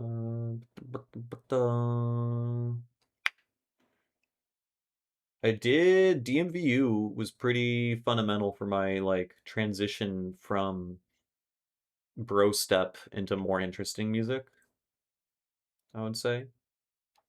I did have an Of the Trees phase. I do shit on him all the time now, but I will admit, I mean he makes some bangers. He plays some good sets. He also plays some bad sets, but he plays good sets. And I will try not to be too contrarian, but he's good. Though I think his music's pretty boring now, and his ego is annoying, but you know it's whatever. Oh, EPROM. Yeah, EPROM and G Jones were also super fundamental for like my understanding. Though I saw EPROM and G Jones play at a show recently, and I didn't. I left after like 30 minutes. I don't know. It bums me out because like I was watching the show and I was watching people lose their shit and like mosh and like do whatever, and like I saw my younger self in that crowd loving that music, and it just did not do anything for me. It really bummed me the fuck out. There's not that much music that I like listen to live nowadays that does anything for me. Moody Good is good. Moody Good is good. um his song Bite Your Lip is the loudest and most like impressively obnoxiously loud master I've ever heard. It's so like creatively ambitious that I have so much respect for how fucking loud it is. It's like -1 lufs or something. And the lyrics of the song are about how loud it is. It's fucking absurd. Um and when you hear that in a club, it's insane. It ruins every other song in the set because nothing is as loud as that. Yeah, Moody Good is good. Yeah, Resonant Language, of course, is good. I don't really like his release music. And every time I see him perform live, I literally have to leave to get a breather because it's so insane. But like, it's insane. You know, it's still Resonant Language. Like, I can't really shit on it. It's just that I don't have the stamina to listen to it because his sets are so aggro the whole time. I need melody and stuff. The Rust is my favorite, or at least was, probably still is my favorite music label. The Oxidize Volume 1 album, their compilation album, is like my favorite compilation album of all time. Super impressive, back to back, like front to back. And then Volume 2 is also really good. Volume 3 is also good, but not as cohesive an album, I think. That sounds good. Have I heard of Hot Plate? No, I have not. I imagine it's a Moody Good song. I know some. I haven't kept up with them. Easy Jack, also very, very foundational and fundamental for me growing as a listener and as a producer. I would say this Hybrid Cluster Volume 1, this EP that he released, me listening to this EP made me better at producing music. I like religiously listened to, oh, whoops. I religiously listened to this EP nonstop for like a couple months, and it literally made me better at mixing because it raised the threshold for how good a mix is. It made me realize what is possible to do in a mix because it sounds so fucking good. I would recommend it. Like, oftentimes my number one advice for people who want to improve at mixing is like, well, one is obviously do it a lot, and two, it's listen to good music. If you listen to shitty music, you're gonna think that shitty mixing is passable because that's what you're used to listening to. So if you listen to like super hi-fi audiophile type music, then it literally raises your threshold and your critical listening ability, I think. So this EP is really good. Easy Jack is good. He's goated. And yeah, as I said, Oxidized Volume 1, I love this album. This song, Ferric Suite by Easy Jack, is one of my favorite songs of all time. Detox Unit, goated, massive inspiration. Can't believe I forgot I haven't mentioned him yet. He's not really releasing music nowadays, which is a bummer. I guess he released the thing like a year and a half ago now. I don't remember when that was. But yeah, Detox Unit is goated. Mick Man obviously is also goated, though I don't listen to his music much on my own time, but like I've seen him perform a bunch and he's great. Jade Cicada was also massively influential for me when I was starting out and like discovering what genres and stuff I wanted to make. Probably was the case for literally everyone at that time. I don't listen to his stuff really anymore, though I did get to see him perform like a year ago or something, and it was still nuts. It was nuts. Still very good. I was concerned I wouldn't like it because I didn't like any of the openers. I think Cool Customer opened for him, and he fucking sucks. It was so bad. And I was the only person in the show that didn't like it. I was the only one. I like was frantically looking through the crowd, looking at my friends, looking at people I know, trying to find someone crossing their arms or just someone not enjoying it, and everyone fucking loved it. And it was just like the masters were all blown the shit out. There's no dynamics. It was just fatiguing and painful and just the same formulaic slop over and over and over again, and everyone fucking loved it. Honestly, it was pretty funny. It was a pretty funny experience, me hating it that much, and to my dismay, seeing everyone love it so much. Anyways, I'm supposed to be talking about music I like, not Cool Customer. Charles the First, rest in peace, goated, massive inspiration. Yeah, yeah, yeah, one of the biggest for sure. Especially like I discovered him right around when I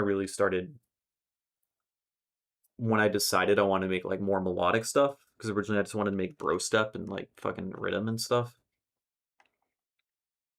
Yeah. I don't know, I could just keep going forever. This is gonna be a long list, but yeah, Bill Bless, goated. Heavily recommend, if you like glitch hop, you should listen to Bill Bless. Exon, if you're still here and you haven't listened to Bill Bless, you're fucking up. Because like I think you in particular would love his sound. Really good glitch hop. And yeah, I don't know. Oh, Luke Vibert is also goated. Yeah. Lorne, I forgot about Lorne.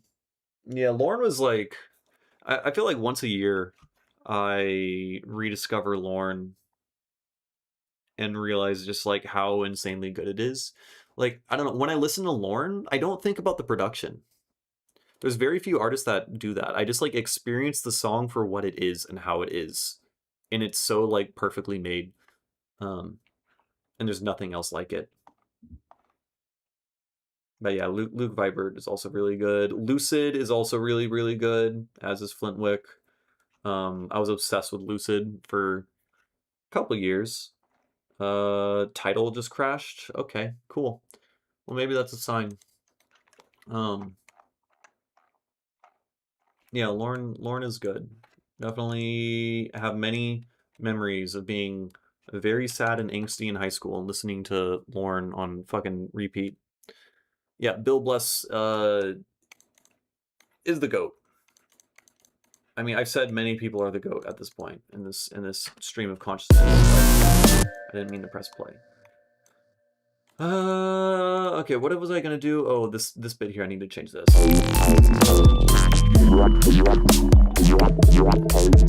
just don't like that guy.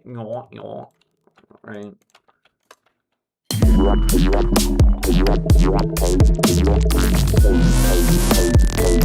You think I could take that and crossfade it? Crossfade squelches? Pretty good. I'm taking the first vowel sound from the first half and the second from the second half, you know? Yeah, Bill Bless is good. I have to please restart and let's hope. Okay. Title, get your shit together. Title's not great. It's not great. They keep fucking everything up. I don't know. I should probably try a different streaming service. What was I gonna... Like, if you look up Tipper, I mean, I think this is a thing that happens on most streaming services. Is it fixed? Oh, they fixed it. There was like 4 albums from some random no-name rapper also named Tipper on the same page. It was very, very annoying. But Bill Bless, he's very good. He's got a shit ton of music, I will say. And every single song sounds like very different. But this one's really good.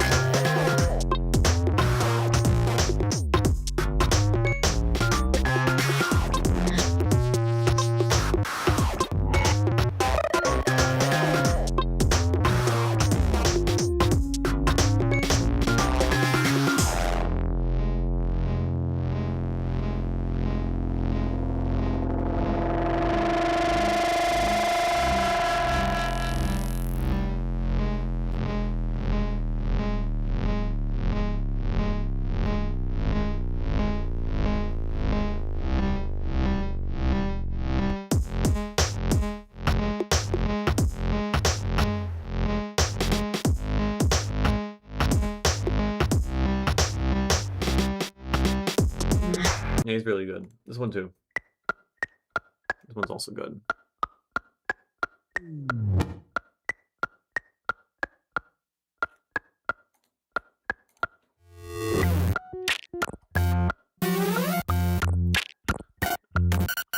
It's very like video game kind of inspired, like 8-bit, you know?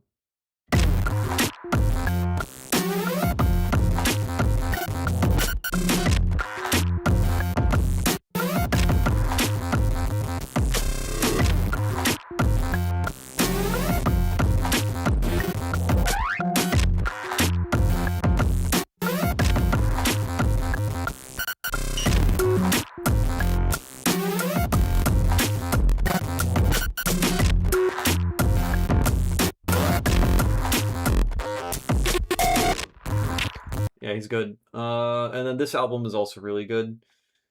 I used to play this song in like all of my DJ sets back in like 2020, 2021. I was like, it's just the craziest groove. It's nuts.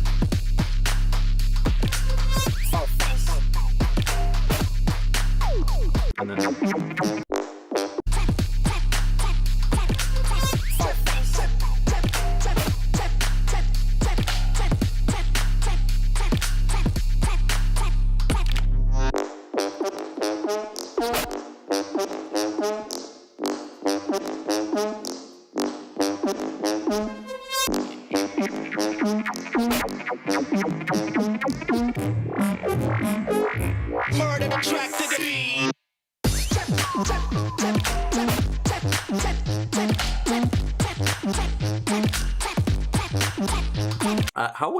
how do you synthesize that?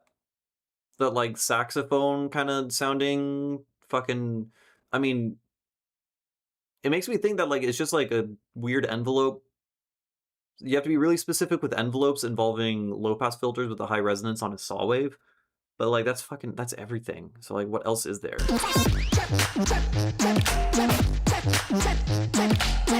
Yeah, fart trumpet. Right.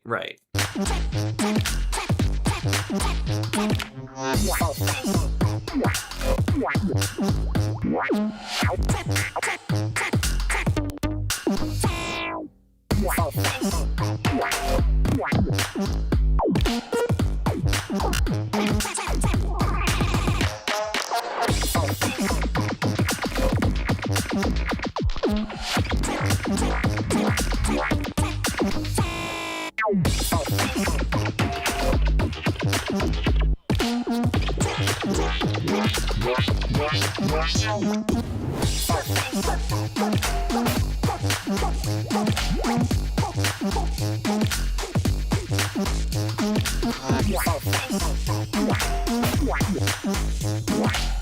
yeah, every single song goes through like 5 different genres. So like I said, every single song, yeah, it's filters. I don't know, filters opening up and doing stuff weird, but yeah, like I said, every song is like wildly different, and every song transforms into wildly different places, right? So it turns into like some like breakdance b-boy fucking beat over here.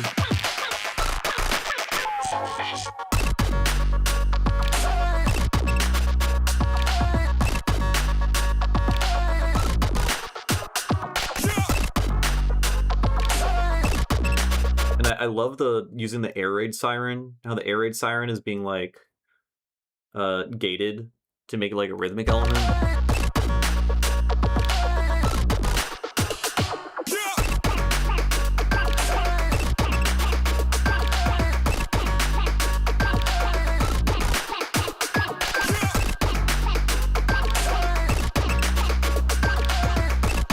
Anyways.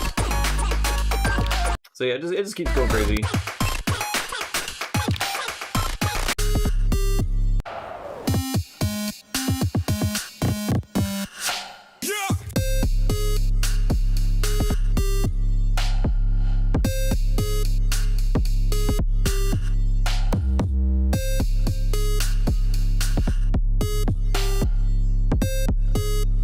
Nuts.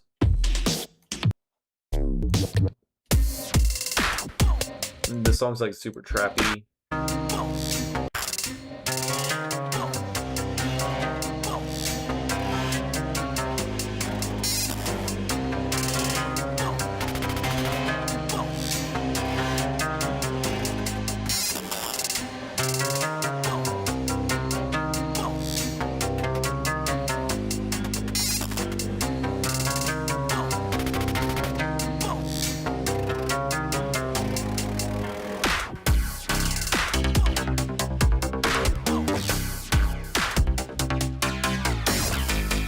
Daisuke Tanabe, I already talked about him earlier, but I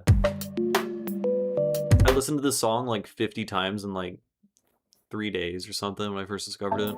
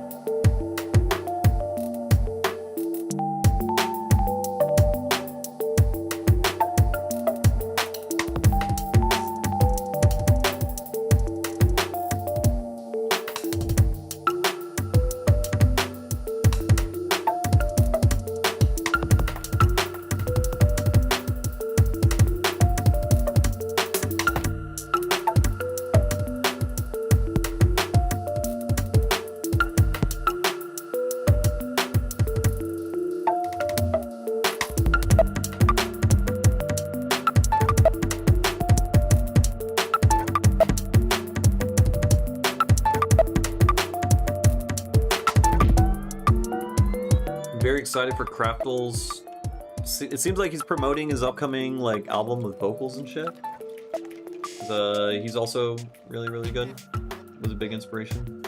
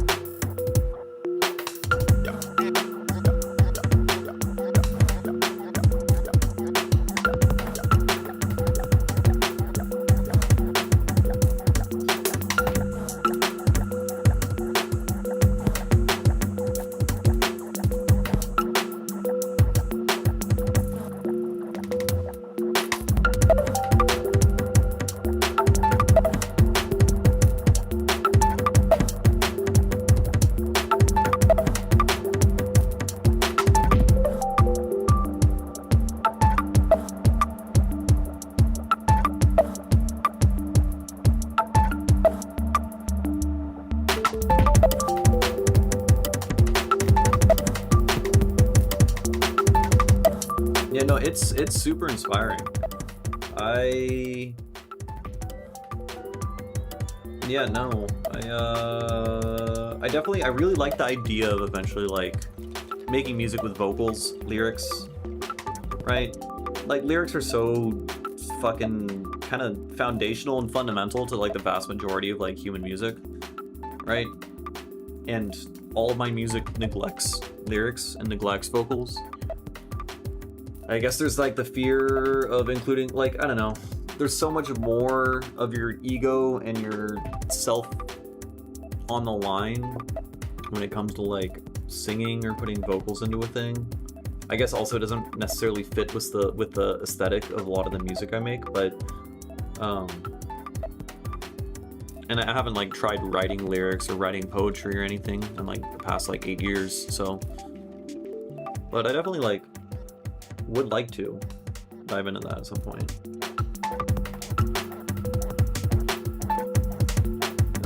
Dirtwire's good.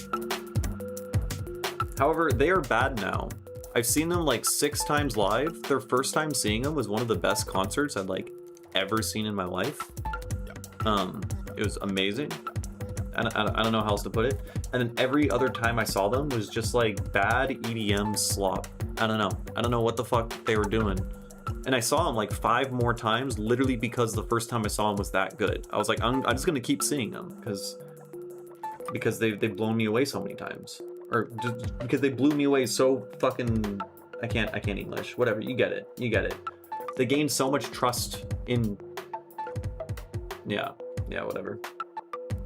Chapelier Fou is also really good. I like him a lot. I'll listen to this when I'm playing Go. I have memories of playing Go to this.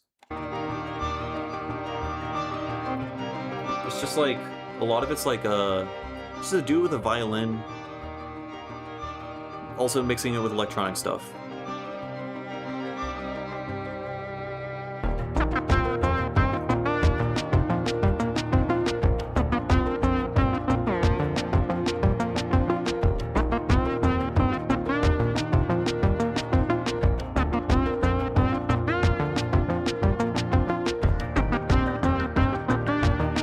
Kilowatts is also really good. Big fan. The song's really good.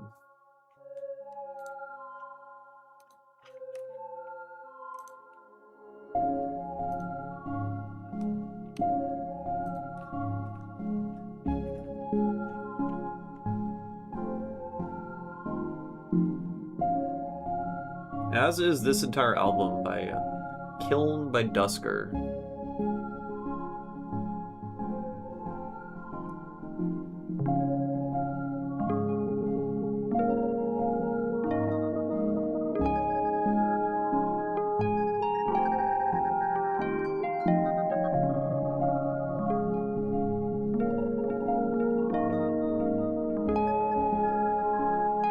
How's Mokhtar doing? Nothing new?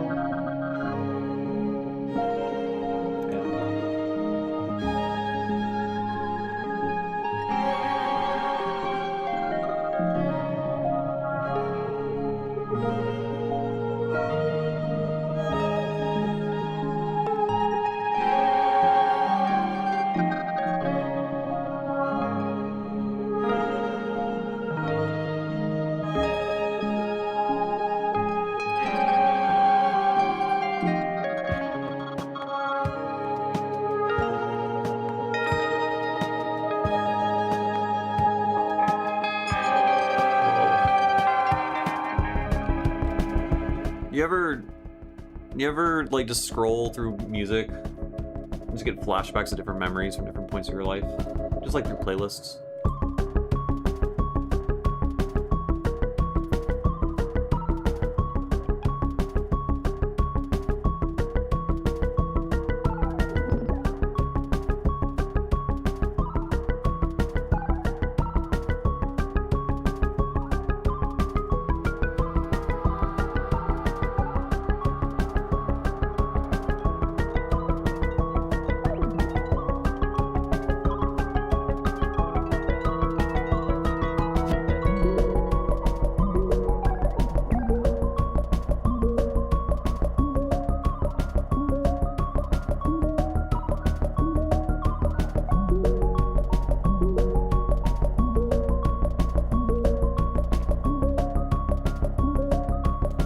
Why is Tidal crashing?